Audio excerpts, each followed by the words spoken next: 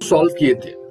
20 question के साथ साथ हमने उन क्वेश्चन से रिलेटेड जितने भी कॉन्सेप्ट्स हैं हमने उन कॉन्सेप्ट्स को समझा था। आज की क्लास में हम लोग 30 क्वेश्चंस करने वाले हैं, यानी आज की क्लास में हम लोग 21 से लेके 50 क्वेश्चंस करेंगे और इनसे रिलेटेड जितने भी कॉन्सेप्ट्स हैं उनको हम लोग डिस्कस करेंगे। हमने आपको ऑलरेडी बता रखा है कि हम लोग जो अभी क्वेश्चंस कर रहे हैं हम लोग एक फिजिक्स का जो इंपॉर्टेंट ब्रांच है that is electricity and magnetism, है ना, that is electricity and magnetism. हम लोग इस टॉपिक से रिलेटेड जितने भी क्वेश्चन आ चुके हैं या जितने भी क्वेश्चन आ सकते हैं हम लोग उसको अभी डिस्कस कर रहे हैं।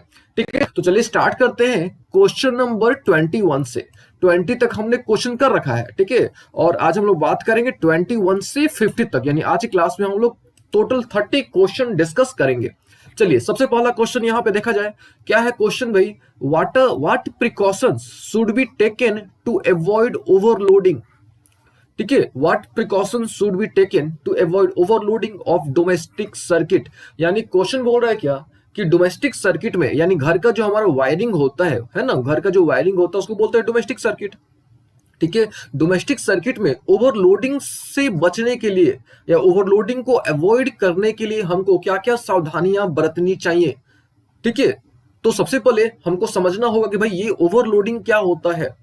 ठीक है, क्योंकि जब तक हम ओवरलोडिंग नहीं समझेंगे हैं हम लोग कैसे समझ पाएंगे कि भाई हमको क्या सावधानी बरतना चाहिए, यानी what precaution should be taken, है ना। तो first of all we have to study, we have to focus on overloading. तो चलिए ओवरलोडिंग क्या होता है थोड़ा देख लेते हैं। सबसे पहले ओवरलोडिंग, ठीक है, देखिए नाम से क्लियर है, ये जो टर्म है अपने आप को खुद डिफाइन कर रहा है, यानी सेल्फ डिफाइंड टर्म है ये।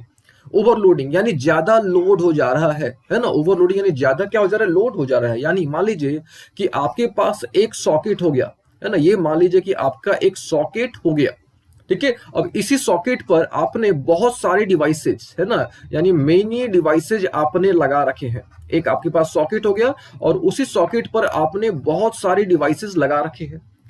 ठीक है, तो जितने भी डिवाइसेज हैं, है ना, डिवाइसेज मान लो कि इसी में इसी सॉकेट से आपने मान लो कि टीवी भी कनेक्ट कर रखा है, इसी सॉकेट से आपने हीटर भी कनेक्ट कर रखा है, एसी भी कनेक्ट कर रखा है, किसी तरीके से बाई एनी मींस आपने एक सॉकेट से बहुत सारे डिवाइसेज आपने कनेक्ट कर रखे हैं।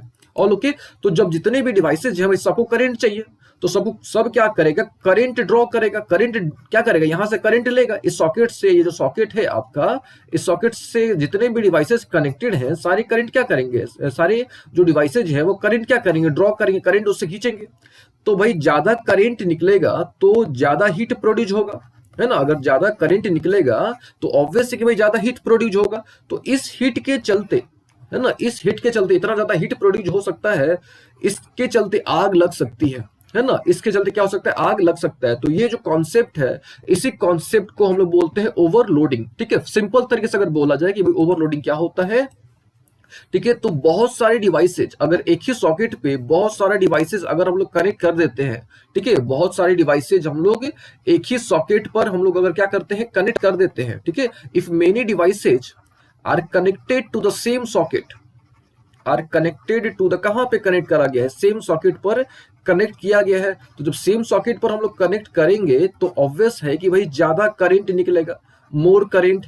ठीक है, आई आई यानी पता है आपको करंट होता है, ज्यादा करंट होगा तो ज्यादा हीट प्रोड्यूस होगा, है ना, ज्यादा क्या होगा, हीट प्रोड्यूस होगा। और ये जो हीट है आपका फायर कर सकता है, यानी आग लगा सकता है। ठीक है, चलिए तो समझ आ गया होगा भाई ओवरलोडिंग क्या होता है।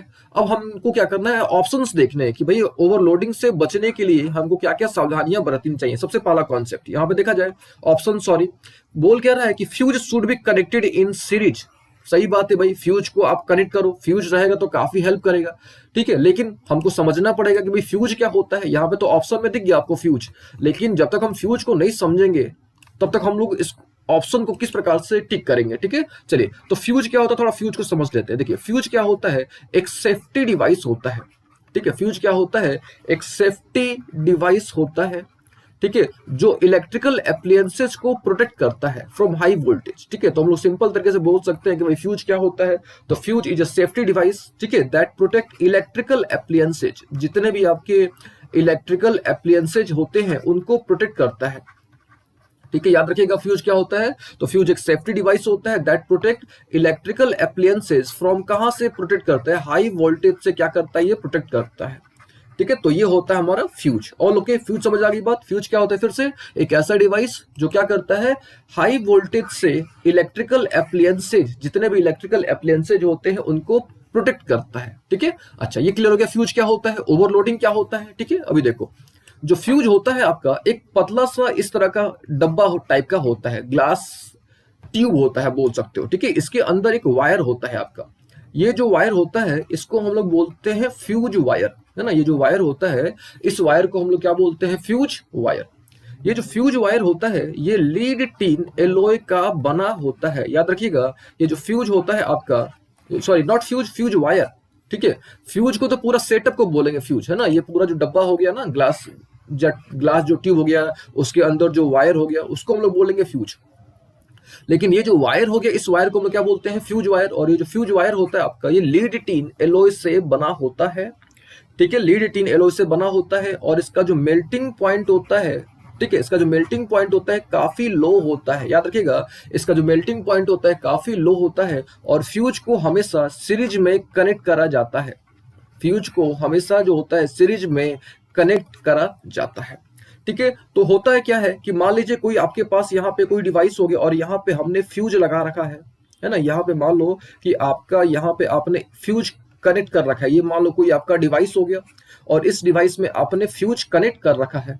और लोग के यहाँ तक, तो मान लो कि यहाँ से अगर आपका करंट आ रहा है तो करंट अगर ज्यादा आएगा तो यहाँ पे ज्यादा आएगा करंट, तो यहाँ पे हीट प्रोड्यूस होगा, है ना, क्योंकि हमने आपको पढ़ा रखा है ऑलरेडी कौन सा इफेक्ट, तो हीटिंग इफेक्ट हमने आपको बता रखा है कि भाई हीटिंग इफेक्ट क्या होता है। और ये भी आप ध्यान रखिएगा जो फ्यूज होता है आपका, ये हीटिंग इफेक्ट ऑफ करंट पर काम करता है। याद रखिएगा कि जो फ्यूज होता है आपका, ये हीटिंग इफेक्ट ऑफ करंट पर क्या करता है, काम करता है। अच्छा, अब यहाँ पे आपके मन में एक और प्रश्न आ सकता है कि भाई हीटिंग इफेक्ट ऑफ करंट क्या होता है। तो याद रखिएगा कि कोई भी इलेक्ट्रिकल डिवाइस है, अगर उससे इलेक्ट्रिक करंट अगर पास करेगा तो वो गर्म हो जाता है, वो क्या हो जाता है, हॉट हो जाता है।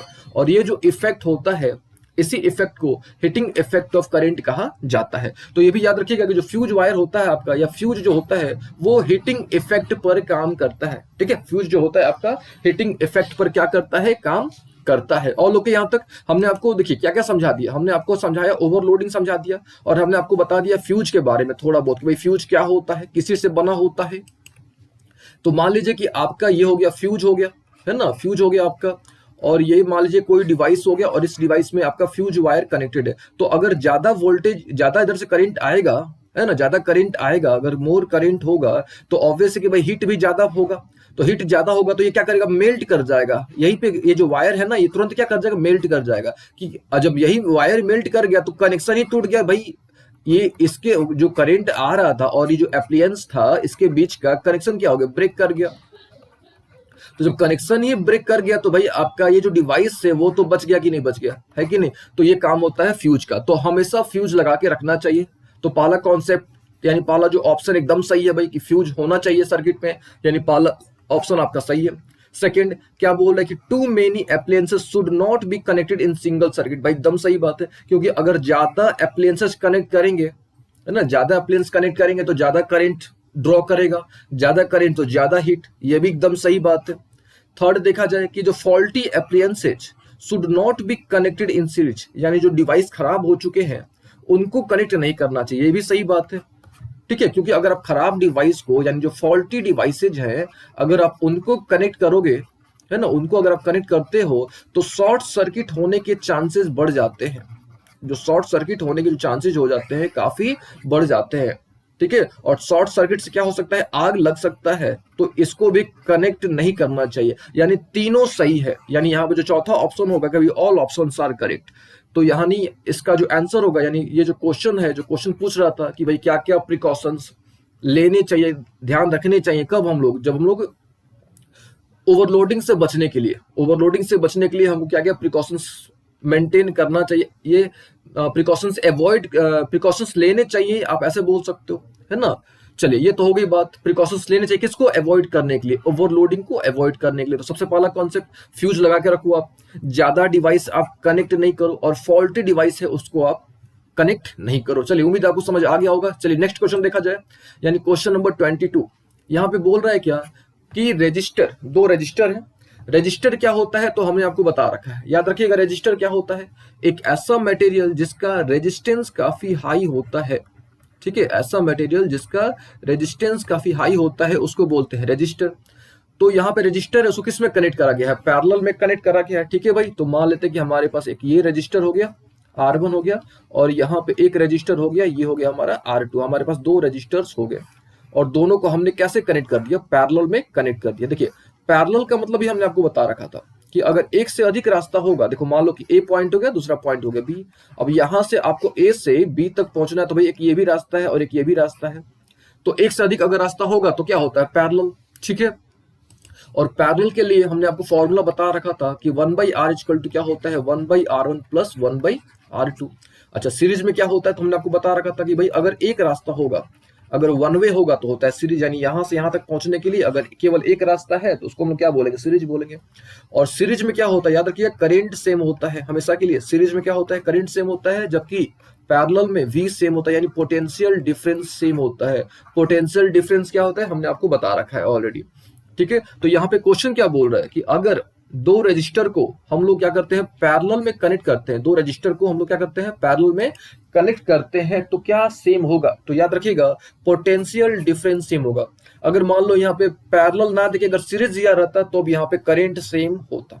ऑल ओके यहाँ तक। चलिए नेक्स्ट क्वेश्चन देखा जाए कि भाई नेक्स्ट क्वेश्चन क्या बोल रहा है, यानी 23 नंबर क्वेश्चन। 23 नंबर क्वेश्चन क्या बोल रहा है कि भाई एक सर्कुलर कॉइल है, ठीक है। तो कॉइल बना लिया जाए जल्दी से हम लोग, यहाँ पे हमने कॉइल बना लिया, इस पे n टर्न से, यानी बहुत सारा उस पर तार लपेटा हुआ है, बहुत सारे टर्न से तार के, वायर के। तो यहाँ जो फील्ड प्रोड्यूस हो रहा है वो कितना टाइम्स लार्जर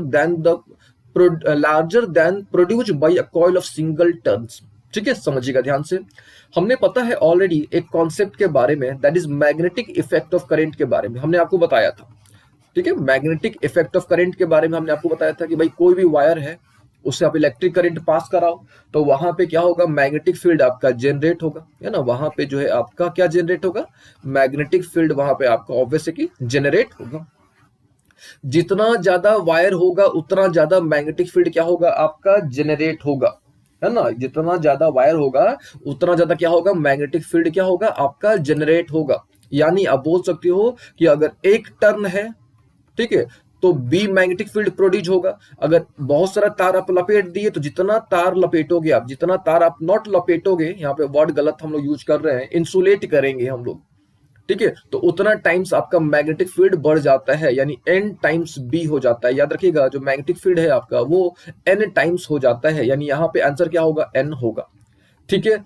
चलिए नेक्स्ट क्वेश्चन देखा जाए कि भाई नेक्स्ट क्वेश्चन क्या है, ये 23 नंबर था। 24 देखा जाए, क्वेश्चन बोल रहा है क्या कि भाई विच of the following statement is incorrect, कौन सा गलत है, इनकरेक्ट यानी कौन सा गलत है। चलिए पहला देखा जाए कि भाई electric motor convert electrical energy into mechanical energy, पहला कॉन्सेप्ट है। तो भाई हमको तो मोटर के बारे में सबसे पहले पता होना चाहिए, है ना। मोटर के बारे में पता होगा तभी ना हम उससे रिलेटेड क्वेश्चंस भी कर पाएंगे। तो देखिएगा ध्यान से, मोटर, तो याद रखिएगा मोटर क्या होता है, एक ऐसा डिवाइस होता है, ठीक है। मोटर क्या होता है, एक ऐसा डिवाइस होता है जो इलेक्ट्रिकल एनर्जी को, है ना। मोटर क्या होता है, एक ऐसा डिवाइस होता है जो इलेक्ट्रिकल एनर्जी को मैकेनिकल एनर्जी में कन्वर्ट करता है। याद रखिएगा मोटर के बारे में, ठीक है। चलिए जनरेटर क्या होता है, तो जनरेटर भी याद रखिएगा कि भाई जनरेटर क्या होता है, तो एक ऐसा डिवाइस होता है, ठीक है, एक ऐसा डिवाइस होता है जो मैकेनिकल एनर्जी को, ठीक है, जनरेटर क्या होता है, एक ऐसा डिवाइस होता है जो मैकेनिकल एनर्जी को इलेक्ट्रिकल एनर्जी में कन्वर्ट करता है। याद रखिएगा जनरेटर क्या होता है, एक ऐसा डिवाइस होता है जो मैकेनिकल एनर्जी को इलेक्ट्रिकल एनर्जी में क्या करता है, कन्वर्ट करता है, ठीक है। पहला पॉइंट तो एकदम सही है, आप जो पहला ऑप्शन इसमें कोई नो डाउट सही है। थोड़ा सेकंड ऑप्शन पर हमको समझना होगा, ठीक है। सेकंड ऑप्शन आप थोड़ा पढ़ो अच्छे तरीके से, भाई सेकंड ऑप्शन बोल क्या रहा है।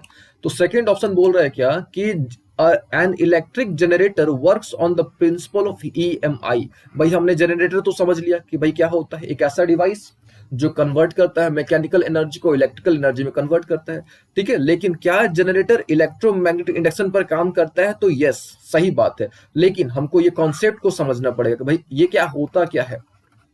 यानी हमको जो है इलेक्ट्रोमैग्नेटिक इंडक्शन के बारे में समझना होगा। तो याद रखिएगा इलेक्ट्रोमैग्नेटिक इंडक्शन क्या होता है। ठीक है, इलेक्ट्रोमैग्नेटिक इंडक्शन जो होता है एक रिवर्स प्रोसेस होता है। ठीक है, इलेक्ट्रोमैग्नेटिक इंडक्शन क्या होता है, रिवर्स प्रोसेस होता है। किसका रिवर्स प्रोसेस होता है, तो याद रखिएगा मैग्नेटिक इफेक्ट ऑफ करेंट का, है ना, मैग्नेटिक इफेक्ट ऑफ करेंट का इनवर्स प्रोसेस होता है। कौन होता है, तो इलेक्ट्रोमैग्नेटिक इंडक्शन। ठीक है, इसमें क्या होता है आपका, तो याद रखिएगा मैग्नेटिक फील्ड से, है ना, देखिए इसमें क्या था आपका magnetic effect of electric current में क्या था, इस वाले में क्या था कि भाई इलेक्ट्रिक करंट से क्या प्रोड्यूस किया जा रहा था, magnetic effect, magnetic field produce किया जा रहा था। तो जस्ट उसके अपोजिट, यानी मैग्नेटिक फील्ड से, है ना, मैग्नेटिक फील्ड से इलेक्ट्रिक करंट प्रोड्यूस करना ही इलेक्ट्रोमैग्नेटिक इंडक्शन कहलाता है। याद रखिएगा, यानी सिंपल तरीके से डिफाइन किया जाए, द फेनोमेना ऑफ, है ना, द फेनोमेना ऑफ कन्वर्टिंग, चाहे द फेनोमेना ऑफ प्रोड्यूसिंग, है ना, electric current by means of magnetic field, यानी मैग्नेटिक फील्ड से इलेक्ट्रिक करंट प्रोड्यूस करने का जो प्रोसेस होता है, ठीक है, जो प्रोसेस होता है उसको हम लोग क्या बोलते हैं, इलेक्ट्रोमैग्नेटिक इंडक्शन। और इस चीज के बारे में सबसे पहले फाराडे ने इंट्रोड्यूस किया था, फाराडे ने इंट्रोड्यूस करा था, और हेनरी ने, जोसेफ हेनरी ने सबसे पहले इंट्रोड्यूस किया था। और लोग के यहाँ तक, अच्छा ये तो हो गई बात क्लियर कि भाई क्या होता है।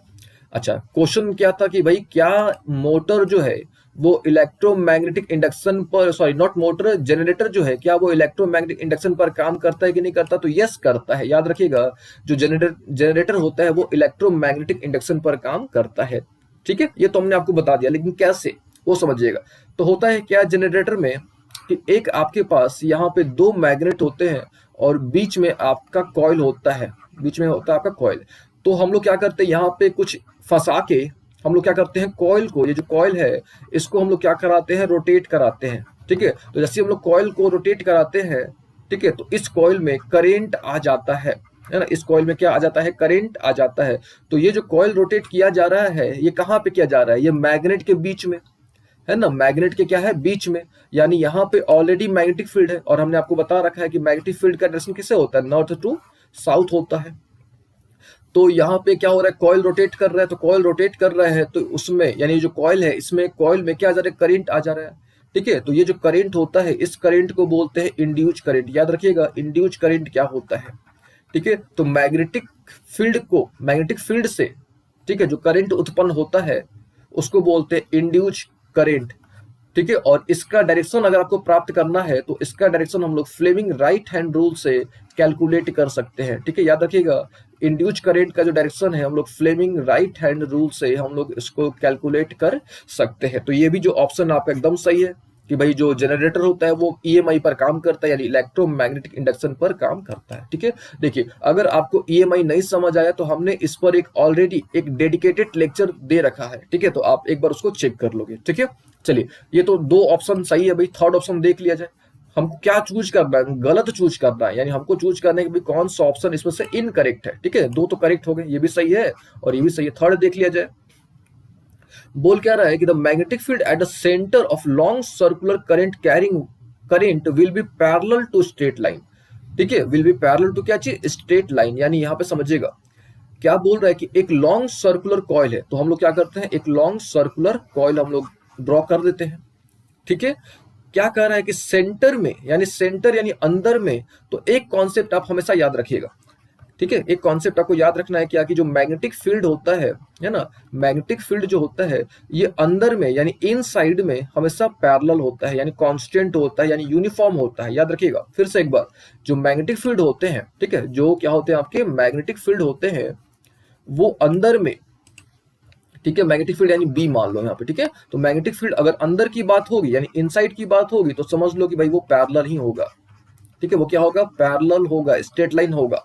या उसको ऐसे बोलो, यहाँ पे पैरेलल ना देके यहाँ पे यूनिफॉर्म बोल देता तो यूनिफॉर्म होता है। याद रखिएगा इनसाइड में यूनिफॉर्म होता है जबकि आउटसाइड में नॉन यूनिफॉर्म होता है। याद रखिएगा इस कॉन्सेप्ट को, आउटसाइड में ये नॉन यूनिफॉर्म होता है। क्या चीज, मैग्नेटिक फील्ड की हम लोग बात कर रहे हैं। ठीक है, आपको हम करके थोड़ा दिखा भी देते हैं। ये तो उम्मीद आपको समझ आ गया होगा कि भाई मैग्नेटिक फील्ड जो होता है अंदर में क्या होता है, पैरेलल होता है, जबकि बाहर में क्या होता है वो आपका, मतलब अंदर में यूनिफॉर्म, बाहर में नॉन यूनिफॉर्म।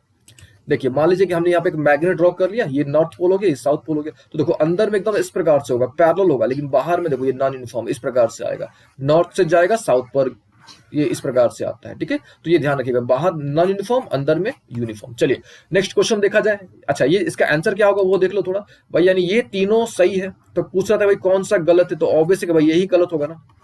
ठीक है, ये गलत होगा। अब कैसे गलत होगा वो भी देख लो आप, यहाँ पे क्या बोल रहे हैं कि भाई ग्रीन इंसुलेशन वायर वाला जो वायर होता है वो लाइव वायर होता है, एकदम गलत है भाई। ठीक है, क्यों गलत है देख लो थोड़ा। हमको पता है कि भाई वायर तीन तरह के होते हैं, हमको पता है क्या कि वायर जो होते हैं वो तीन तरह के होते हैं, कौन कौन सा वो भी देख लेते हैं थोड़ा। वायर जो होता है ये तीन तरह के होते हैं, कौन कौन सा वायर होता है, तो एक होता है लाइव वायर, एक होता है न्यूट्रल वायर, और एक होता है आपका भैया अर्थ वायर। लाइव वायर कैसा होता है, रेड होता है ना। न्यूट्रल वायर आपका होता है ब्लैक, और ये बच्चा अर्थ वायर ये होता है ग्रीन, है ना। यहाँ पे बोल क्या रहा था, देखिए ध्यान से, हम बोल रहे थे कि लाइव वायर जो होता है वो ग्रीन होता है, एकदम गलत है। लाइव वायर होता कैसा है, रेड होता है ना, तो ये आपका ऑप्शन होगा। ठीक है, चलिए नेक्स्ट क्वेश्चन देखा जाए। ये हमने 24 कर लिया, नेक्स्ट क्वेश्चन 25 देख लिया जाए। 25 क्या है, बोल रहा है क्या कि विच among the following is not a conductor of electricity. भाई कंडक्टर नहीं है, तो कंडक्टर नहीं है यानी इंसुलेटर है। ठीक है, तो और हमको पता है अच्छे तरीके से कि भाई जितने मेटल्स होते हैं वो सारे क्या होते हैं, कंडक्टर होते हैं। ठीक है, मेटल्स जो होते हैं वो सारे क्या होते हैं, कंडक्टर होते हैं। तो भाई इसमें से देखो कि भाई कौन सा नॉन मेटल है कि नहीं। तो मरकरी तो देखिए ध्यान से, बोल क्या रहा है कि भाई not a conductor, not a conductor यानी कंडक्टर नहीं है। ठीक है, ये तो भाई कंडक्टर है क्योंकि मेटल है, ये भी मेटल है, ये भी मेटल है ये। ठीक है, ये तो भाई कंडक्टर होंगे। तो जब ये तीनों कंडक्टर होंगे तो बचा कौन सा, ये बचा, यानी ये आंसर होगा, यानी ये कंडक्टर नहीं, ये इंसुलेटर है। याद रखिएगा, इबोनिट क्या होता है, इंसुलेटर होता है।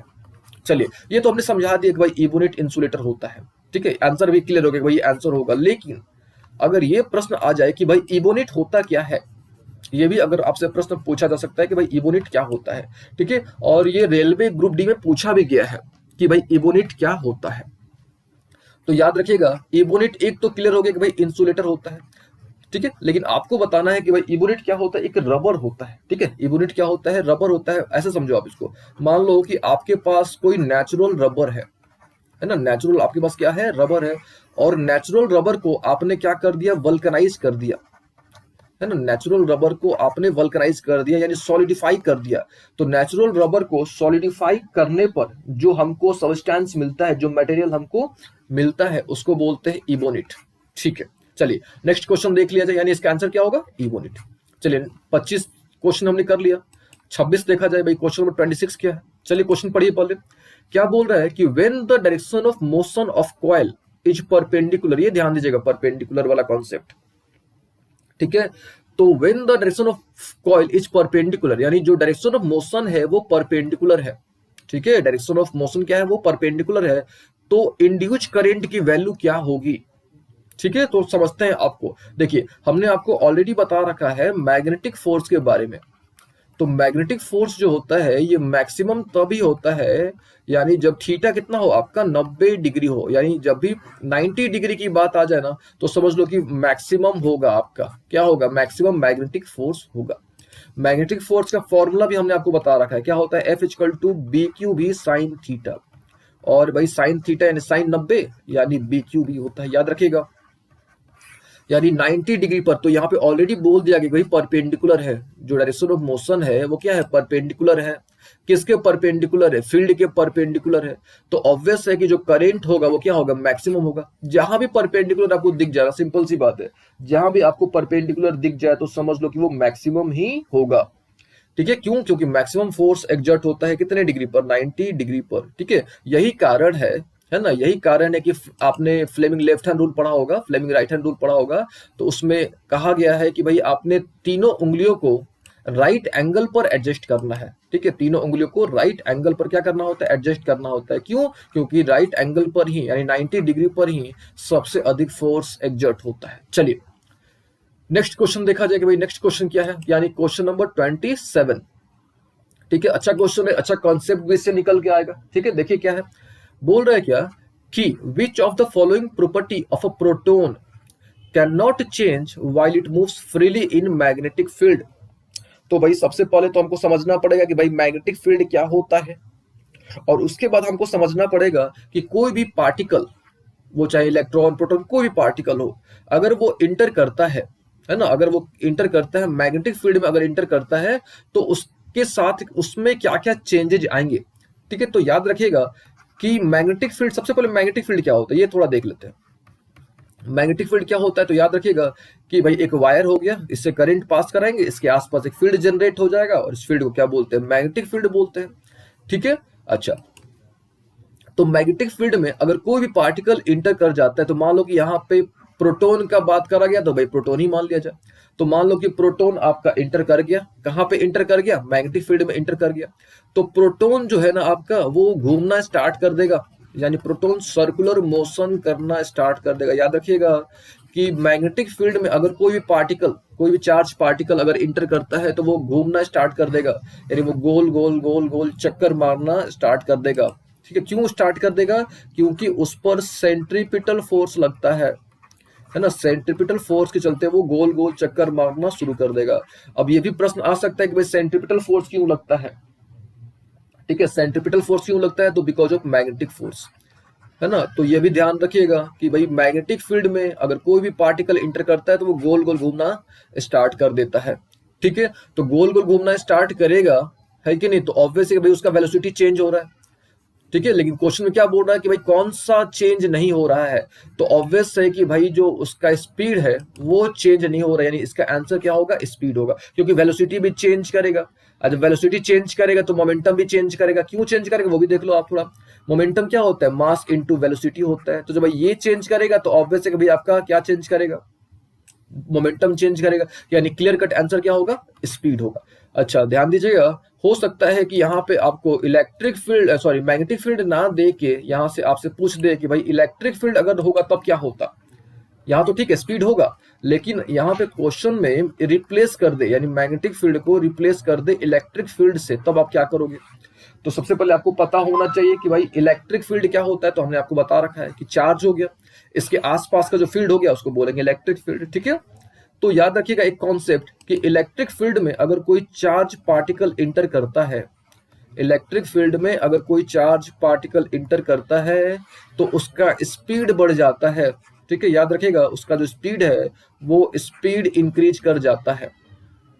ठीक है, अच्छा, जबकि मैग्नेटिक फील्ड में क्या होता है, वेलोसिटी चेंज करता है, जबकि इलेक्ट्रिक फील्ड में क्या होता है, स्पीड चेंज करता है। उम्मीद है आपको यहां तक समझ आया होगा। चलिए नेक्स्ट क्वेश्चन देखा जाए, यानी 27 तो कर लिया हमने, 28 देखा जाए। भाई बोल रहा है क्या 28 में कि मैग्नेटिक फील्ड का डायरेक्शन क्या होता है मैग्नेट में। तो भाई याद रखिएगा मैग्नेट है तो यहाँ पे एक मैग्नेट बना लिया जाए। तो याद रखिएगा हमेशा कि north to south, magnetic field का जो डायरेक्शन होता है वो नॉर्थ टू साउथ होता है, और इसके आसपास जो फील्ड होता है उसको बोलते हैं मैग्नेटिक फील्ड। और हम लोग जो लाइंस ड्रॉ करते हैं वो होता है मैग्नेटिक फील्ड लाइंस। तो यहाँ से नॉर्थ से निकलेगा, साउथ में इंटर करेगा, फिर सीधा चला जाएगा, फिर यहाँ से निकलेगा, फिर नॉर्थ से निकलेगा, साउथ में इंटर करेगा, फिर इस प्रकार से, तो यानी नॉर्थ टू साउथ। तो ये आपको याद रख लेना है कि भाई कहाँ से कहाँ, नॉर्थ टू साउथ। चलिए नेक्स्ट देखा जाए, यानी क्वेश्चन नंबर 29। पढ़िए पहले क्वेश्चन नंबर 29 क्या बोल रहा है, क्या बोल रहा है क्या कि सोलेनॉइड है ना भाई, आपके पास सोलेनॉइड है। सोलेनॉइड में हम लोग क्या करते हैं, एक एंड से दूसरे एंड तक मूव करते हैं, तो मैग्नेटिक फील्ड में क्या होगा। तो देखिए हमने आपको ऑलरेडी बता रखा है कि भाई मैग्नेटिक फील्ड अगर अंदर में होगा तो मैग्नेटिक फील्ड आपका सेम रहेगा, मैग्नेटिक फील्ड जो होगा क्या होगा, सेम रहेगा। वही जब बाहर में रहेगा तो भाई आपका मतलब सेम का मतलब क्या चीज, यूनिफॉर्म रहेगा। सेम का मतलब ये हुआ कि यूनिफॉर्म रहेगा, बाहर में क्या होता है, नॉन यूनिफॉर्म होता है। तो यहां देखिएगा ध्यान से, इनसाइड लिखा हुआ था तो इसलिए यूनिफॉर्म हुआ, सेम हुआ। लेकिन यही अगर आउटसाइड लिखा होता तब तो भाई क्या होता है, लिखना आपको बताना होता है कि भाई सेम नहीं होता है, वेरी करता है, प्लेस टू प्लेस वेरी करता है। खैर ये तो हो गई बात, लेकिन यहाँ पे एक नया टर्म आपको दिख गया, सोलेनॉइड। तो थोड़ा हम लोग सोलेनॉइड के बारे में डिस्कस कर लेते हैं। देखिए जो जो टर्म्स आ रहे हैं ना हम उनको डिस्कस करने की कोशिश कर रहे हैं। ठीक है, और ये देखिए ये क्वेश्चन आया भी हुआ है आपका एसएससी, आपका जूनियर इंजीनियर जेई में आ चुका है, और आज भी पेपर था जेई का, इलेक्ट्रिकल डिपार्टमेंट का पेपर था जेई का। ठीक है, तो ये 2018 का क्वेश्चन है, 24/1/2018 का क्वेश्चन है। ठीक है, खैर हम लोग थोड़ा सोलेनॉइड पे देख लेते हैं, सोलेनॉइड क्या होता है। तो याद रखिएगा सोलेनॉइड का जो मतलब होता है वो होता है चैनल।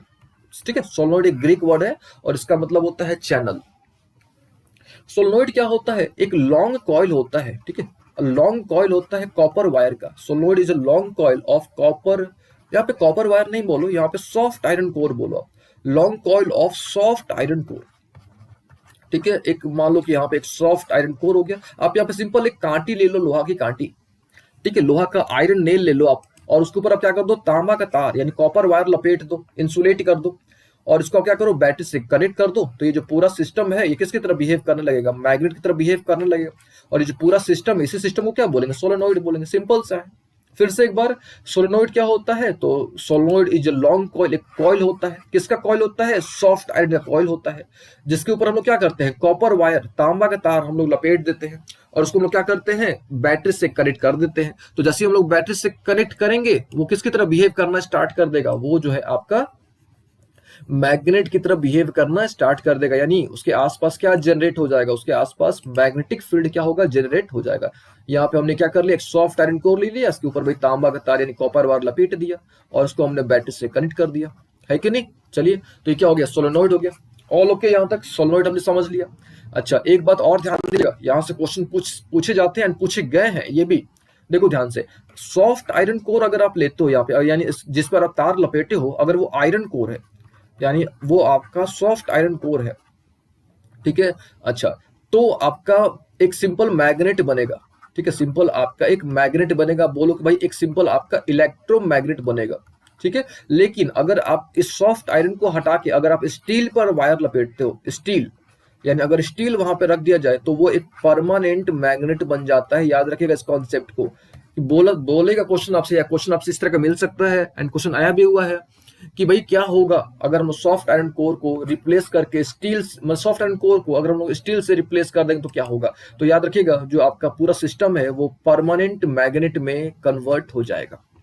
ठीक है, चलिए, उम्मीद है आपको ये समझ आ गया होगा। क्वेश्चन नंबर हम लोग बात करते हैं 30 की, ठीक है। इसका आंसर तो मिल गया होगा आपको कि भाई ये रिमेन सेम, अंदर में होगा तो रिमेन सेम, बाहर में सेम नहीं रहेगा। चलिए नेक्स्ट क्वेश्चन देखा जाए, यानी 30 काफी आसान क्वेश्चन है। क्या है कि भाई रेजिस्टेंस जो होता है किस पर डिपेंड करता है, ठीक है। तो आपको पता है कि भाई आर इक्वल टू क्या होता है, रो एल बाई ए, हमने आपको बता रखा है, हमने डिराइव भी कर रखा है। तो यहाँ भी ये हो गया रेजिस्टिविटी, ये हो गया लेंथ, ये हो गया एरिया। तो देखा जाए भाई, डायरेक्टली प्रोपोर्शनल टू लेंथ एकदम सही है, ठीक है। Directly proportional to area of cross section, ये थोड़ा सा प्रॉब्लम है, ठीक है, क्योंकि एरिया ऑफ क्रॉस सेक्शन के इनवर्सली प्रोपोर्शनल होता है ना। एरिया ऑफ क्रॉस सेक्शन के क्या होता है, इनवर्सली प्रोपोर्शनल होता है। यानी पहला वाला ही क्या लग रहा है, सही लग रहा है, ठीक है। ये भी गलत लग रहा है, ये भी गलत लग रहा है, क्योंकि भाई इनवर्सली प्रोपोर्शनल टू लेंथ होगा नहीं ना, डायरेक्टली है ना, है कि नहीं। और ये भी नहीं, यानी पहला वाला ऑप्शन क्या होगा, ठीक सही होगा आपका। चलिए 30 हो गया। नेक्स्ट क्वेश्चन देखा जाए, यानी क्वेश्चन नंबर 31 डिस्कस किया जाए। इलेक्ट्रोमैग्नेटिक इंडक्शन क्या होता है, देखिए आ गया इलेक्ट्रोमैग्नेटिक इंडक्शन। हमने आपको ऑलरेडी बता रखा था कि भाई इलेक्ट्रोमैग्नेटिक इंडक्शन क्या होता है, ठीक है। तो याद रखिएगा इलेक्ट्रोमैग्नेटिक इंडक्शन क्या होता है, तो सिंपल सा कॉन्सेप्ट है आपका, मैग्नेटिक फील्ड से यानी मैग्नेटिक फील्ड को वेरी करके इलेक्ट्रिक करंट जनरेट करना ही इलेक्ट्रोमैग्नेटिक इंडक्शन कहा जाता है, ठीक है। तो पहले आंसर देख लिया जाए कि भाई इसमें ऐसा कुछ ऑप्शन है कि नहीं है, ठीक है। तो यहाँ पे आप देखो, ये वाला ऑप्शन जो सी वाला है क्या बोल रहा है, the phenomena of electromagnetic induction is क्या, is induced current in a coil due to relative motion between magnet and coil. यानी जब भी मैग्नेट या कॉइल में, जब भी मैग्नेट या कॉइल में रिलेटिव मोशन होगा, तो वहां जो करंट उत्पन्न होगा उस करंट को हम लोग क्या बोलते हैं, इंड्यूस्ड करंट बोलते हैं, है ना। उस करंट को हम लोग क्या बोलते हैं, इंड्यूस्ड करंट बोलते हैं। और जो पूरा फेनोमेना होता है उसको हम लोग क्या बोलते हैं, ईएमआई। यानी ऑब्वियस है कि भाई थर्ड वाला जो ऑप्शन है वो सही होगा। अच्छा, अगर आपको मान लो कि इतना भी नहीं समझ आ रहा है, तो बस आप ये याद रखो कि इलेक्ट्रोमैग्नेटिक इंडक्शन का जो रिलेशन है वो इंड्यूस्ड करंट से है। और यहाँ पे आप देख लो भाई, यहाँ पे इंड्यूस्ड करंट है, तो आप आंख बंद करके इसको टिक आउट कर दो, ठीक है। अगर आपको डिटेल में जानना है तो हमने ईएमआई पर अच्छे तरीके से एक आपको वीडियो, डेडिकेटेड वीडियो बना रखा है, आप वहां से एक बार चेक कर लोगे। चलिए, ये तो हो गई बात 31 की। नेक्स्ट देखा जाए, यानी 32 देख लिया जाए। अभी क्या है, बोल रहा है क्या कि दो रजिस्टर है ना। ये देखिए, इक्विवेलेंट रेजिस्टेंस एक नया शब्द आ गया। तो जो जोड़ के जो मेन रेजिस्टेंस आता है ना, उसको बोलते हैं इक्विवेलेंट रेजिस्टेंस। दो रेजिस्टेंस से R1 R2 सीरीज में कनेक्ट करा गया। तो भाई हमको पता है कि भाई सीरीज में होगा तो क्या होता है, R1 प्लस R2 होता है। तो भाई आंख बंद करके इसको टिक आउट कर दो आप। ये हो गया 32 नंबर, है कि नहीं, ये हो गया 32। नेक्स्ट देखा जाए कि भाई 32 के बाद 33 देख लिया जाए कि भाई 33 क्या है। 33 क्वेश्चन पहले एक बार आप पढ़ो अच्छे तरीके से, क्या बोल रहे हैं। क्वेश्चन है कि which of the following are correct, कौन सा सही है इस बार, ठीक है, कौन सा सही है। तो अब देखो पहला देखा जाए, सबसे पहला क्या है कि change in magnetic field produces induced current, भाई एकदम सही है। इसी को तो हम लोग क्या बोलते हैं, ईएमआई बोलते हैं, है ना। तो पहला तो एकदम सही लग रहा है। Flow of current produces magnetic field, भाई ये भी सही है। ये कौन सा इफेक्ट है, तो मैग्नेटिक इफेक्ट ऑफ करंट है ना। ईएमआई के बारे में किसने बताया था, तो फाराडे ने बताया था, हमने आपको बता रखा है। कब बताया था, तो 1820 में बताया था। ये जो आपका है मैग्नेटिक इफेक्ट ऑफ करंट, इसके बारे में किसने बताया था, तो इसके बारे में हैंस क्रिश्चियन ओरस्टेड ने बताया था। ठीक है, ये देखिए 1830 होगा यहाँ पे, और ये 1820 होगा। ठीक है, अच्छा उसके बाद थोड़ा देख लिया जाए, कोई थर्ड वाला क्या है, बोल रहा है क्या कि magnetic field related to a coil, है ना, magnetic field related to a coil can be produced by the motion of conductor and the coil, एकदम सही बात है। यानी अगर आप कोई भी कॉइल ले लो आप और कंडक्टर ले लो, उसके बीच में अगर आप रिलेटिव मोशन करोगे, यानी दोनों को आप घुमाओगे, उनके बीच में रिलेटिव मोशन करोगे, तो ऑब्वियस कि भाई वहां पे क्या होगा, करेंट जनरेट होगा। ठीक है, तो ये भी सही है, और करंट जनरेट होगा तो आपका मैग्नेटिक फील्ड प्रोड्यूस होगा। यानी अगर यहाँ पे देखा जाए, ठीक है, यहाँ पे देखा जाए तो सारे के सारे स्टेटमेंट क्या है, वो सही है। लेकिन यहाँ पे केवल आपको तीन ही ऑप्शन दिख रहे होंगे। यहाँ पे चौथा ऑप्शन आपका मिसिंग है, और जो चौथा ऑप्शन है कि भाई सारे स्टेटमेंट सही है, तो यहाँ पे जो होगा आपका क्या होगा, चौथा ऑप्शन होगा, that is all options are correct, यानी सारे सही है, यानी 1 2 3 तीनों सही है। चलिए ये हो गई बात। नेक्स्ट क्वेश्चन देखा जाए, ये तो हो गया 33। नेक्स्ट क्वेश्चन देखिए भाई 34 क्या बोल रहा है। 34 बोल रहा है क्या कि एक रेक्टेंगुलर कॉइल है ना, रेक्टेंगुलर कॉइल है, किसका रेक्टेंगुलर कॉइल है, तो कॉपर वायर का। तो चलिए सबसे पहले एक रेक्टेंगुलर कॉइल हमने बना लिया, मान लो इसको कहाँ पे प्लेस करा गया है, रोटेट करा, मान लो एक रेक्टेंगुलर कॉइल है, वो रोटेट कर रहा है मैग्नेटिक फील्ड में। तो मैग्नेटिक फील्ड से अच्छा हम लोग यहाँ पे एक नॉर्थ पोल लगा देते हैं, और यहाँ पे एक हम लोग साउथ पोल लगा देते हैं। भाई मैग्नेट हो गया तो मैग्नेटिक फील्ड होगा। और ये क्या हो गया, हमारा कॉइल हो गया, एक रेक्टेंगुलर हमारा कॉइल हो गया। और ये क्या कर रहा है, रेक्टेंगुलर कॉइल आपका रोटेट कर रहा है। ठीक है, रेक्टेंगुलर कॉइल क्या कर रहा है, आपका रोटेट कर रहा है। तो पूछ रहा है यहाँ पे क्या क्वेश्चन कि the direction of induced current. अच्छा ऑब्वियस है कि भाई यहाँ पे ईएमआई होगा। ठीक है, यहाँ पे ईएमआई होगा क्योंकि ये रिवॉल्व करेगा, तो यहाँ पे ईएमआई होगा। ठीक है, तो ईएमआई होगा तो यहाँ पे करंट जनरेट होगा, तो कौन सा करंट जनरेट होगा, तो इंड्यूस्ड करंट जनरेट होगा। इसका डायरेक्शन आप कैसे निकाल सकते हो, तो हमने आपको बता रखा है कि भाई फ्लेमिंग राइट हैंड रूल से आप इसका डायरेक्शन निकाल सकते हो। ठीक है, खैर क्वेश्चन क्या था कि the direction of induced current changes once in, यानी डायरेक्शन जो है इसका कितने पर इसका डायरेक्शन चेंज होगा। देखिए तो ये जो जनरेटर है ना, ये तो क्या है, जनरेटर है आपका। तो ये जो है आपका ये एसी जनरेटर है, याद रखिएगा, ये जो जनरेटर है ये कौन सा जनरेटर, एसी जनरेटर है। और आपको पता होना चाहिए कि एसी जो है ना, कभी हाफ इधर हाफ इधर, मतलब इस प्रकार से होता है, हाफ इधर चलता है। ठीक है, यानी हाफ रोटेशन, यानी इसका जो है आंसर क्या होगा, हाफ रिवोल्यूशन। ठीक है, चलिए नेक्स्ट देख लिया जाए। अच्छा अगर आपको ये नहीं समझ आया तो एक बार आप क्या करोगे, एसी पर हमने ऑलरेडी एक डेडिकेटेड वीडियो बना रखा है, आपने एक बार उसको चेक कर लेना है कि भाई एसी क्या होता है। ठीक है, सिंपल तरीके से आप ऐसे समझ लो कि भाई जो अपना डायरेक्शन चेंज करते रहता है, ठीक है, उसको बोलते हैं एसी, और जिसका डायरेक्शन कांस्टेंट होता है वो क्या होता है, डीसी। चलिए नेक्स्ट, यानी इसका आंसर क्या होगा, हाफ रिवोल्यूशन। यानी एक रेक्टेंगुलर कॉइल जो होता है मैग्नेटिक फील्ड में, वो हाफ रिवोल्यूशन करके इंड्यूस करंट क्या करता है, जनरेट करता है।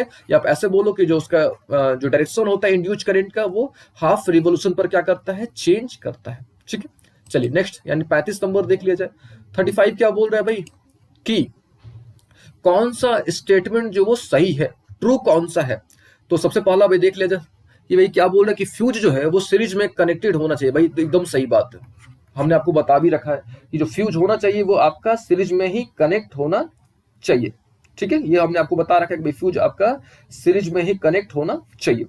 ठीक है, अच्छा तो भाई हमको तो लग रहा है कि भाई पहला वाला होना चाहिए। खैर हम लोग बाकी के भी ऑप्शन देख लेते हैं। पैरेलल में तो भाई होना नहीं चाहिए, फ्यूज का मेल्टिंग पॉइंट कम होना चाहिए ना, यहाँ पे दिया है ज्यादा, यानी ये भी गलत है।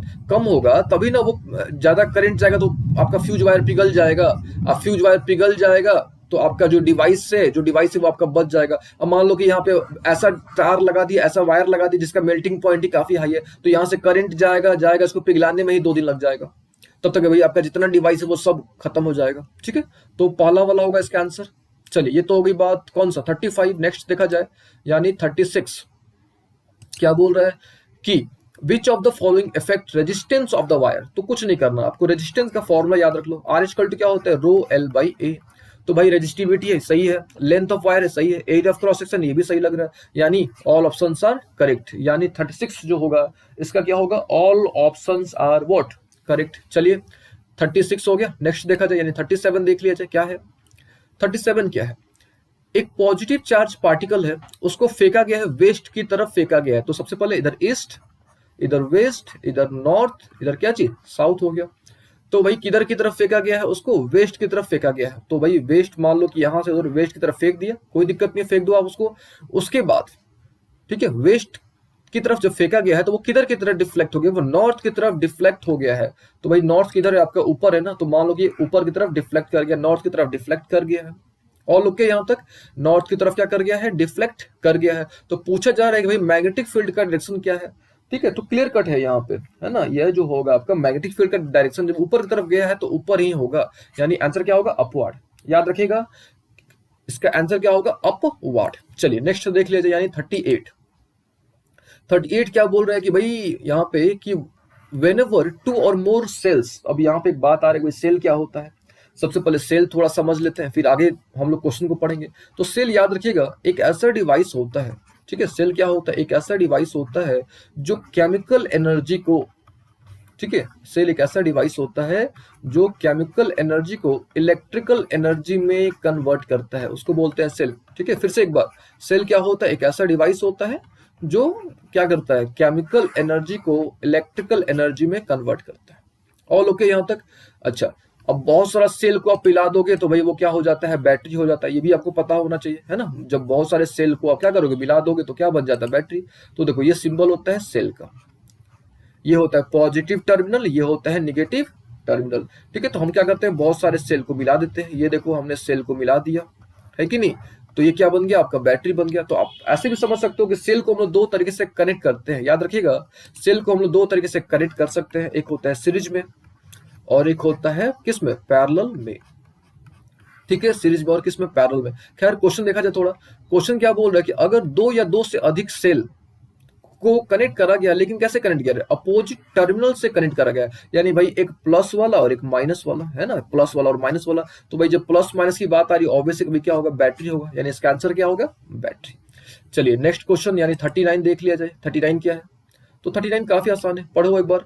क्या बोल रहा है कि the metal cap of an electrical cell, cell यानी आपके घर में जो बैटरी होता है ना, ये मान लो कि बैटरी हो गया आपका, ऊपर में इस तरह का दिखा, ऊपर निकला रहता है, इसको बोलते हैं मेटल कैप, है ना। ये लग रहा कैंडल की तरह आपको लग रहा होगा, लेकिन कैंडल नहीं है, सिंपल मान लो उसको बैटरी है, और ऊपर जो होता है ना उसको बोलते हैं क्या चीज, मेटल कैप। तो आपको पता होगा ऊपर वाला पॉजिटिव होता है, नीचे वाला क्या होता है, निगेटिव होता है। तो यहाँ पे क्वेश्चन क्या बोल रहा है, the metal cap of electric bell is क्या होता है, कौन सा टर्मिनल, तो भाई पॉजिटिव होता है ना, वो कौन सा होता है, पॉजिटिव होता है, तो इसका आंसर क्या हो गया, पॉजिटिव हो गया। चलिए ये हमने कर लिया, कितना 39 हमने कर लिया। नेक्स्ट क्वेश्चन देखा जाए, यानी क्वेश्चन नंबर 40। अब यहाँ पे एक नया वर्ड आ गया, पहले भाई रेक्टिफायर, ठीक है, रेक्टिफायर आ गया। अब देखो रेक्टिफायर को हम लोग थोड़ा समझते हैं, फिर हम लोग क्वेश्चंस करेंगे, क्वेश्चन पे हम लोग ऑप्शन बाद में देखेंगे, पहले कॉन्सेप्ट समझते हैं। तो रेक्टिफायर क्या होता है, देखिए बहुत सारे डिवाइसेज होते हैं, जैसे मान लो कि आपका जो चार्जर है ना, जो फोन का चार्जर हो गया, मान लो कि लैपटॉप का चार्जर हो गया, तो बहुत सारे वैसे डिवाइसेज होते हैं ना, वो एसी पर काम नहीं करते, वो एसी पर काम नहीं करते, वो केवल डीसी पर ही काम करते हैं। ठीक है, तो चार्जर हुआ, तो उसमें क्या होता है, चार्जर बहुत सारे वैसे डिवाइसेस होते हैं, तो उनमें एक डिवाइस लगा होता है, ठीक है, उनमें क्या लगा रहता है, रेक्टिफायर लगा रहता है। तो रेक्टिफायर क्या करता है, एसी को डीसी में कन्वर्ट करता है। तो याद रखिएगा रेक्टिफायर क्या होता है, एक ऐसा डिवाइस होता है जो एसी को डीसी में कन्वर्ट करता है। ठीक है, उम्मीद आपको समझ आ रहा होगा, एक रेक्टिफायर क्या होता है, एक ऐसा डिवाइस होता है, ठीक है, रेक्टिफायर क्या होता है, एक ऐसा डिवाइस होता है जो क्या करता है, आपको कन्वर्ट करता है। ठीक है, किसको कन्वर्ट करता है, एसी को डीसी में कन्वर्ट करता है। और याद रखिएगा रेक्टिफायर दो तरह के होते हैं, ठीक है, रेक्टिफायर होता है दो तरह का, एक होता है हाफ वेव रेक्टिफायर, है ना, हाफ वेव रेक्टिफायर, और एक होता है आपका फुल वेव रेक्टिफायर। ठीक है, रेक्टिफायर दो तरह के होते हैं, कौन कौन सा, एक होता है हाफ वेव रेक्टिफायर, दूसरा होता है आपका फुल वेव व्हाट रेक्टिफायर। ठीक है, तो देखिए हाफ वेव रेक्टिफायर का मतलब ये हुआ कि वो आधा ही कन्वर्ट कर रहा है, ठीक है, आधा ही क्या कर रहा है, कन्वर्ट कर रहा है, मतलब जो उसको एसी सप्लाई किया जा रहा है वो हाफ एसी को ही वो डीसी में कन्वर्ट कर रहा है। जबकि फुल वेव रेक्टिफायर क्या होता है, ये भाई जितना उसको एसी सप्लाई किया जा रहा है ना, उसको सारे के सारे एसी को वो डीसी में कन्वर्ट करते रहे। तो याद रखिएगा रेक्टिफायर क्या होता है, एक ऐसा डिवाइस होता है जो एसी को डीसी में कन्वर्ट करता है। ठीक है, चलिए नेक्स्ट क्वेश्चन देखा जाए, यानी क्वेश्चन नंबर 41 क्या बोल रहा है भाई, तो किलोवाट आवर है ना, किलोवाट आवर। तो भाई किलोवाट आवर क्या कर रहा है कि किसको रिप्रेजेंट कर रहा है, माने किसका यूनिट है, क्वेश्चन ये पूछना चाहता है कि भाई किसका यूनिट है। ठीक है, तो सबसे पहले भाई तो समझना पड़ेगा ना किलोवाट आवर क्या होता है, फिर ना हम लोग यूनिट बता पाएंगे, है कि नहीं। देखिए, तो हमारे घर में बिजली का बिल आता है ना, तो जो हमारे घर में बिजली का बिल आता है वो यूनिट में आता है ना, या आप उसको ऐसे बोलो कि वो आता है आपका वॉट में। और ये जो यूनिट हुआ या वॉट हुआ, इसी को हम लोग बोलते हैं किलोवाट आवर। तो याद रखिएगा किलोवाट आवर क्या होता है, कमर्शियल यूनिट ऑफ एनर्जी। ठीक है, कमर्शियल यूनिट ऑफ एनर्जी जो होता है उसको हम लोग क्या बोलते हैं, किलोवाट आवर। ठीक है, किलोवाट आवर। ठीक है, तो याद रखिएगा इस कॉन्सेप्ट को कि भाई कमर्शियल यूनिट ऑफ, ठीक है, एनर्जी क्या होता है, किलोवाट आवर। और ये भी आप ध्यान में रखिएगा कि 1 किलोवाट आवर में, है ना, 1 किलोवाट आवर में आपका कितना होता है, कितना जूल होता है, तो होता है 3.6 इंटू 10⁶ जूल होता है। अब कैसे, वो भी थोड़ा समझ लिया जाए। तो भाई देखो यहाँ पे क्या है, किलोवाट है, किलोवाट है, तो किलो यानी आपको पता है भाई 1000, यानी वाट तो वाट हो गया। और लोग के, अच्छा यहाँ पे क्या है, आवर है यानी घंटा, तो 1 घंटे में कितना हो गया भाई 3600 हो गया ना सेकंड। गुना करेंगे यानी KWH को गुना करेंगे, तो भाई यहाँ देखो ये हो गया 2 जीरो यहाँ पे, 3 जीरो यहाँ पे, तो 36 पर कितना जीरो हो गया, 5 जीरो हो गया, 36 इंटू 10⁵ और ये हो गया वाट और सेकंड। और वाट और सेकंड को क्या बोलते हैं हम लोग, जूल। याद रखेगा वाट और सेकंड को बोलते हैं जूल, यानी वाट इंटू सेकंड को। ठीक है, और इसको हम लोग इस प्रकार से भी लिख सकते हैं 3.6 इंटू 10⁶ जूल। ठीक है, तो इसका आंसर क्या होगा, एनर्जी। याद रखिएगा किलोवाट आवर जो होता है वो कमर्शियल यूनिट होता है एनर्जी का। चलिए नेक्स्ट देख लिया जाए, 41 तो हमने कर लिया। और 42 देखो यहाँ पे क्या बोल रहा है कि भाई फ्लोरेसेंट ट्यूब। तो फ्लोरेसेंट ट्यूब को आप सिंपल समझ लो कि वो जो आता है ना लाइट वाला जो ट्यूब आता है, जो आप क्या बोलते हैं उसको, जो घर में हमारे ट्यूब लगा होता है, वो आप सिंपल समझ लो। ठीक है, सिंपल सा जो ट्यूब होता है उसी को बोलते हैं फ्लोरेसेंट ट्यूब। तो फ्लोरेसेंट ट्यूब में जो होता है मेनली मरकरी वेपर होता है। याद रखिएगा फ्लोरेसेंट ट्यूब में जो होता है मरकरी वेपर होता है। ये तो सिंपल सा था। ठीक है, चलिए नेक्स्ट देखा जाए, यानी 43 देखा जाए। 43 क्या बोल रहे हैं भाई कि यहाँ पे क्वेश्चन बोल रहे हैं क्या कि the coil wire in electric room heater और electrical cooking heater is called, यानी जो हमारा हीटर होता है ना, जो हमारा हीटर होता है उसके अंदर जो कॉइल होता है, ठीक है, जो कॉइल होता है उसको हम लोग क्या बोलते हैं, तो याद रखिएगा उसको हम लोग क्या बोलते हैं, एलिमेंट बोलते हैं। ठीक है, उसको क्या बोलते हैं, एलिमेंट। अगर मान लो कि आपको ये नहीं समझ आया कि भाई एलिमेंट कैसे हुआ, तो ऐसे समझो आप। ठीक है, देखो भाई सर्किट तो होगा नहीं ना, सर्किट क्यों नहीं होगा, क्योंकि सर्किट का एक रास्ता है जिस पर इलेक्ट्रॉन, जिस पर करंट फ्लो करता है। फिलामेंट तो होगा नहीं, क्योंकि फिलामेंट कहाँ पे होता है, बल्ब में होता है। सेल तो होगा नहीं ना, क्योंकि सेल तो भाई एक डिवाइस हो गया, है ना। तो बचा क्या, एलिमेंट। तो आपको क्या कर देना है, एलिमेंट कर देना है। और याद रखिएगा एक चीज और, एलिमेंट जो होता है आपका ये नाइक्रोम से बना होता है। ठीक है, चलिए नेक्स्ट क्वेश्चन देखा जाए, यानी 43 तो हो गया, 44 को डिस्कस किया जाए। 44 देखिए आ ही गया कि भाई 44 वाला जो क्वेश्चन था कि which material is used in manufacturing of heating, manufacture of electrical heater coil. Electric heater coil यानी इलेक्ट्रिक हीटर कॉइल जो होता है, या आप ऐसे बोलो कि जो एलिमेंट होता है, जो हीटर हुआ उसका जो एलिमेंट होता है वो किस चीज से बना होता है, तो याद रखिएगा नाइक्रोम से बना होता है। ठीक है, किससे बना होता है, नाइक्रोम से बना होता है। ठीक है, क्यों, ये भी एक प्रश्न आता है कि क्यों नाइक्रोम से बना होता है, तो याद रखिएगा नाइक्रोम का, ठीक है, जो मेल्टिंग पॉइंट होता है काफी हाई होता है। ठीक है, इसकी जो रेजिस्टिविटी होती है काफी ज्यादा हाई होती है। ठीक है, जो नाइक्रोम होता है इसकी रेजिस्टिविटी काफी ज्यादा हाई होती है। इसका जो मेल्टिंग पॉइंट होता है काफी ज्यादा हाई होता है। ये आसानी से कोरोड नहीं होता है, यानी इस पे जंग नहीं लगता है। ठीक है, डू नॉट कोरोड इजिली। तो इन सब कारणों के चलते, है ना, नाइक्रोम का यूज करा जाता है। ठीक है, और एक बात और याद रखिएगा, नाइक्रोम जो है एक आपका एलॉय है। देखिए कॉपर तो हो नहीं सकता है, आयरन ना निकल, क्योंकि तीनों क्या है, मेटल्स है आपके, और कोई भी मेटल होता है इसका एक फिक्स्ड मेल्टिंग पॉइंट होता है। ठीक है, तो ये तो हो नहीं सकता, बचा क्या, नाइक्रोम। तो आंसर क्या होगा, नाइक्रोम। चलिए नेक्स्ट 44 तो हो गया, नेक्स्ट 45 देख लिया जाए, यानी क्वेश्चन नंबर 45 पढ़ा जाए। पहले क्या बोल रहा है क्वेश्चन नंबर 45, क्या बोल रहा है कि भाई यहाँ पे फिल इन द ब्लैंक से बोल रहे state that the total current entering a junction is equal to total current leaving the junction. भाई ऐसा कौन सा लॉ है जो बताता है कि जितना करंट जंक्शन में, ध्यान से, जंक्शन में जितना करंट अंदर जाएगा उतना ही करंट बाहर आएगा। ये कौन सा लॉ बताता है?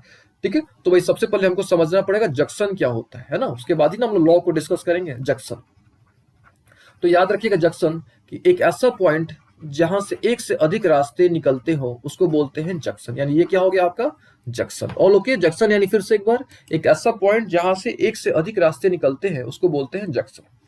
ठीक है, और जंक्शन से रिलेटेड एक रूल दिया था किरचॉफ्स ने, एक रूल दिया था जिसको हम लोग बोलते हैं जंक्शन रूल। ठीक है, किरचॉफ्स ने एग्जैक्टली दो रूल दिए थे। ठीक है, एक होता है आपका जंक्शन रूल यानी जो जंक्शन से रिलेटेड था, और दूसरा था आपका लूप रूल। ठीक है, जो लूप से रिलेटेड था। तो जंक्शन रूल याद रखिएगा क्या होता है कि भाई सिग्मा आई जीरो, यानी जितना करंट अंदर जाएगा, मान लो जंक्शन हो गया, जितना करंट अंदर गया उतना बाहर निकल जाएगा। ठीक है, जितना करंट अंदर जाएगा उतना करंट बाहर निकल जाएगा, और इसको हम लोग क्या बोलते हैं जंक्शन रूल बोलते हैं। और ये रूल किसने दिया था? किरचॉफ ने दिया था। ठीक है, तो इसको हम लोग किरचॉफ का फर्स्ट रूल बोलते हैं, यानी K1R, यानी किरचॉफ्स फर्स्ट रूल भी बोलते हैं। ठीक है, तो इसका आंसर क्या होगा? Kirchhoff's first rule. ठीक है, अच्छा एक काम करते हैं हम लोग किरचॉफ सेकंड रूल भी तो हम लोग समझ लेते हैं कि हो सकता है कि यहाँ पे जो है क्वेश्चन आपको घुमा के किरचॉफ सेकंड रूल पर पूछ दे। ठीक है, तो किरचॉफ सेकंड रूल को समझने के लिए आपको थोड़ा लूप को समझना पड़ेगा, लूप को। तो लूप क्या होता है? तो एक क्लोज पाथ, सिंपल समझ लो आप, एक क्लोज जो पाथ होता है ना उसको बोलते हैं लूप। ठीक है, तो मान लो कि ये हो गया आपका लूप, भाई यहां से शुरू किया, वापस घूम फिर के वहीं पे आके वहीं पे चला गया, यानी लूप हो गया। तो अब खुद सोचो यहाँ पे पोटेंशियल डिफरेंस क्या होगा? एक ही पॉइंट पर डिफरेंस तो कुछ होगा नहीं ना, यानी यहाँ पे आपका सिग्मा भी जो होगा वो जीरो होगा, यानी आपका लूप में पोटेंशियल यानी ओवरऑल जो पोटेंशियल होता है वो क्या होता है? जीरो होता है। और इसी को बोलते हैं हम लोग लूप रूल। ठीक है, सो क्या बोलते हैं हम लोग? लूप रूल बोलते हैं। और क्योंकि ये वोल्टेज से रिलेटेड है, ये जो लूप रूल है आपका वोल्टेज से रिलेटेड है, इसलिए इसको हम लोग क्या बोलते हैं? वोल्टेज रूल बोलते हैं। जबकि वो जो था आपका करंट से रिलेटेड था, इसलिए उसको करंट रूल बोलते हैं, या उसको हम लोग जंक्शन रूल बोलते हैं। क्यों बोलते हैं? क्योंकि भाई वो जंक्शन से रिलेटेड है। याद रखिएगा जंक्शन रूल क्या होता है, तो सिंपल सा, इसमें सिग्मा आई जीरो होता है, इसमें क्या होता है आपका सिग्मा भी क्या होता है? जीरो होता है। एक और अंतर याद रखिएगा, ये जो आपका जंक्शन रूल है या करंट रूल है, ये दोनों तरह के सर्किट पर लागू होता है, यानी ओपन सर्किट पर भी लागू होता है और क्लोज सर्किट पर भी लागू होता है। लेकिन ये जो आपका लूप रूल है या वोल्टेज रूल है, ये केवल क्लोज पर लागू होता है, यानी क्लोज सर्किट पर ही लागू होता है। ठीक है, चलिए नेक्स्ट देख लिया जाए, यानी 45 तक तो हमने कर लिया है ना। अब देखा जाए 46, चलिए 46 पढ़ लिया एक बार। यहाँ पे बोल रहा है क्या कि भाई सबसे पहले फिल इन द ब्लैंक्स से बोल रहा है through a plane surface is the product of magnetic flux density normal to the surface and area of the surface। ठीक है, ये यहाँ पे जो है ना क्वेश्चन थोड़ा सा घुमाया हुआ है। क्वेश्चन क्या बोलना चाहता है वो आपको समझाते हैं। क्वेश्चन जो है यहाँ पे बोल रहा है मैग्नेटिक फ्लक्स के बारे में। क्वेश्चन जो यहाँ पे है ये बात कर रहा है मैग्नेटिक फ्लक्स के बारे में। ठीक है, देखिए फ्लक्स क्या होता है? फ्लक्स यानी होता है प्रवाह। ठीक है, फ्लक्स यानी प्रवाह होता है, और मैग्नेटिक यानी मैग्नेटिक फील्ड लाइंस होता है। ठीक है, मैग्नेटिक यानी क्या चीज? मैग्नेटिक फील्ड लाइंस, याद रखिएगा। तो मैग्नेटिक फ्लक्स क्या होता है? तो एक निश्चित एरिया से कितने मैग्नेटिक फील्ड लाइंस पास कर रहे हैं उसी को हम लोग क्या बोलते हैं? Magnetic flux. फिर से एक बार, एक निश्चित एरिया से, एक डिफिनिट एरिया से कितने मैग्नेटिक फील्ड लाइंस पास कर रहे हैं, ठीक है, उसी को हम लोग क्या बोलते हैं? मैग्नेटिक फ्लक्स बोलते हैं। ठीक है, और ये जो आपके लाइंस पास करते हैं वो परपेंडिकुलर होते हैं या नॉर्मल होते हैं सरफेस के। ठीक है, तो इस सिंपल सा इसका आंसर क्या हो जाएगा? Magnetic flux. ठीक है, चलिए नेक्स्ट क्वेश्चन देख लिया जाए। ठीक है, मैग्नेटिक फ्लक्स उम्मीद है आपको समझ आ गया होगा। ठीक है, नेक्स्ट क्वेश्चन है कि भाई फ्यूज जो होता है वो किसमें कनेक्ट होता है? तो फ्यूज के बारे में हमने आपको अच्छे से समझा रखा है कि जो फ्यूज होता है आपका वो सीरीज में कनेक्ट होता है। याद रखिएगा फ्यूज में आप जो होता है आपका सीरीज में कनेक्ट होता है, लेकिन किसके साथ? लाइव वायर के साथ कनेक्ट होता है।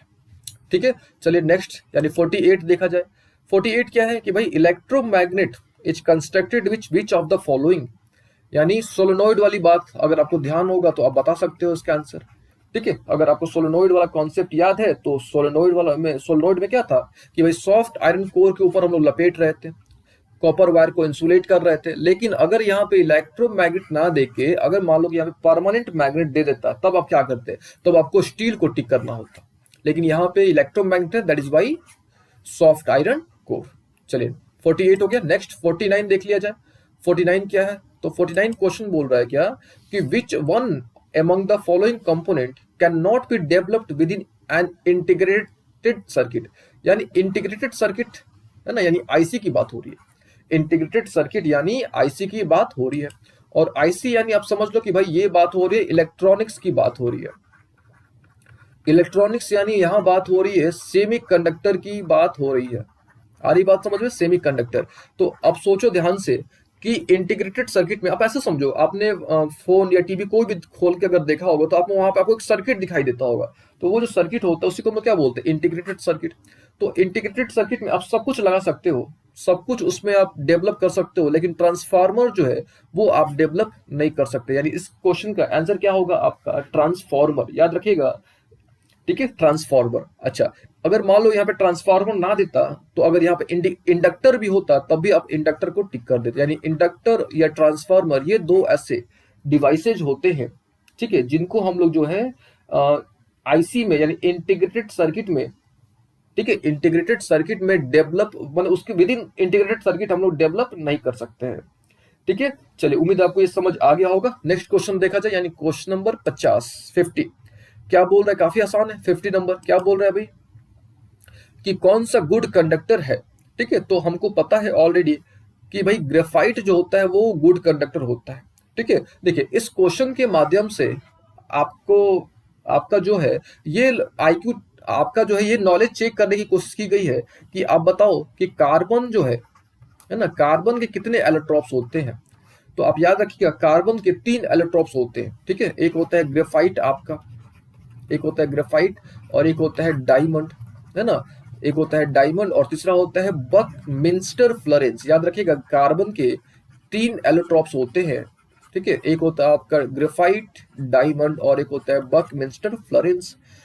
एलोट्रॉप्स हमने एक शब्द का प्रयोग करा, एलोट्रॉप्स। तो एलोट्रॉप्स यानी सिंपल समझ लो प्योर फॉर्म। ठीक है, जो प्योर फॉर्म्स होते हैं ना किसी चीज के, उसी को बोलते हैं एलोट्रॉप्स। ठीक है, तो ये देखिए ये डायमंड से है आपका इलेक्ट्रिक करंट पास नहीं करेगा, इससे भी पास नहीं करेगा। बचा क्या? ग्रेफाइट। तो ग्रेफाइट क्या करता है? इलेक्ट्रिसिटी कंडक्ट करता है। क्यों करता है? Because of structure. इसका जो 2D स्ट्रक्चर होता है ना, अपने स्ट्रक्चर के चलते इसका स्ट्रक्चर इस प्रकार का होता है, 2D स्ट्रक्चर होता है इसका, कि इसमें जो आपका इलेक्ट्रिक करंट फ्लो हो सकता है। यानी यहाँ पे आंसर क्या होगा? इलेक्ट्रिक, सॉरी यहाँ पे क्या होगा? ग्रेफाइट। डायमंड हो नहीं सकता है, पीट हो नहीं सकता है, चारकोल हो नहीं सकता है, क्योंकि ये नॉन मेटल है, प्योर नॉन मेटल के फॉर्म से ही है। ठीक है, तो ये कंडक्ट नहीं कर सकते हैं। लेकिन ग्रेफाइट भी जो है आपका वो नॉन मेटल का ही फॉर्म है, यानी प्योर फॉर्म है, एलोट्रॉप्स है कार्बन का, लेकिन फिर भी ये इसका स्ट्रक्चर 2D स्ट्रक्चर होता है, इसका फ्लेक्सिबल स्ट्रक्चर होता है, दैट इज वाई ये कंडक्ट करता है। चलिए नेक्स्ट क्वेश्चन देखा जाए। अभी देखिए 50 तक तो हमने कर लिए हैं। पिछले क्लास में जो हमने क्वेश्चंस करा था 20 क्वेश्चन, उसमें हमने कुछ क्वेश्चन स्किप कर दिया था। ठीक है, जैसे हमने क्वेश्चन नंबर 18 हमने आपको नहीं बताया था। तो क्वेश्चन नंबर थोड़ा 18 देख लिया जाए। क्या है कि अगर हम लोग जो रजिस्टर है, ठीक है, जो रजिस्टर है अगर उसको हम लोग सीरीज में कनेक्ट करते हैं तो रेजिस्टेंस क्या होगा, है ना। फिर से अगर हम लोग जो हमारा जो रजिस्टर है, देखिए रजिस्टर क्या होता है हमने आपको बता रखा है कि भाई ये रजिस्टर होता है आपका, है ना, ये क्या होता है आपका रजिस्टर होता है। और रजिस्टर हमने आपको बता रखा है कोई रजिस्टर होता है क्या। तो रजिस्टर यानी एक ऐसा डिवाइस है ना, तो ये देखो हमारे पास 2 रजिस्टर्स हो गए और इन दोनों को हमने किस में कनेक्ट कर रखा है? हमने सीरीज में कनेक्ट कर रखा है। 2 रजिस्टर हमारे पास है, दोनों को हमने सीरीज में कनेक्ट कर रखा है। ठीक है, तो प्रश्न आता है कि भाई इनका जो नेट रेजिस्टेंस होगा, तो नेट रेजिस्टेंस हम लोग कैसे कैलकुलेट करते हैं? आर इक्वल टू क्या होता है?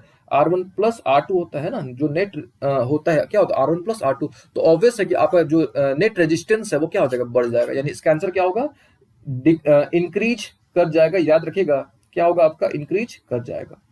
ठीक है, चलिए उम्मीद है आपको यहां तक समझ आ गया होगा। एक हमने और क्वेश्चन जो हमने नहीं डिस्कस किया था, दैट इज 11 नंबर क्वेश्चन। ठीक है, तो हम लोग 11 नंबर भी क्वेश्चन डिस्कस कर लेते हैं। देखिए, तो अगर आपको याद होगा तो ओम्स लॉ हमने आपको बताया था भाई V इक्वल टू IR होता है। यहाँ पे I गिवन है, यानी I कितना है? 0.2 एम्पियर। और ये हो गया आपका भाई V दिया है, यानी पोटेंशियल दिया है 8 वोल्ट। आपको R निकालना, तो R इक्वल टू क्या हो जाएगा? V बाई I हो जाएगा, है ना। V कितना है? 8 है, ये 0.2 यानी 2/10, 10 ऊपर चला गया, ये 2 से 4 बार में, ये 4 गुना 10 कितना हो गया? 40 हो गया। यानी याद रखिएगा 40 ओम, यानी इसका आंसर कितना आ जाएगा? 40 ओम। ठीक है, तो हमने क्या करा? सॉल्व करा आज। 50 क्वेश्चन, हमने टोटल 50 क्वेश्चन अभी तक सॉल्व कर रखे हैं। और हम लोग जो क्वेश्चंस हम लोग जो भी सॉल्व कर रहे हैं वो इलेक्ट्रिसिटी मैग्नेटिज्म पर बेस्ड है। ठीक है, अगले क्लास में हम लोग 30 क्वेश्चंस और सॉल्व करेंगे जो कि इलेक्ट्रिसिटी और मैग्नेटिज्म पर बेस्ड होंगे। इसके साथ साथ हम लोग अलग ब्रांचेस के भी क्वेश्चन सॉल्व करना स्टार्ट करेंगे। जैसे हम लोग अभी इलेक्ट्रिसिटी मैग्नेटिज्म कर रहे हैं, इसके साथ साथ हम लोग ऑप्टिक्स के भी क्वेश्चन, एक तरफ से ऑप्टिक्स के भी क्वेश्चन हम लोग सॉल्व करना स्टार्ट करेंगे।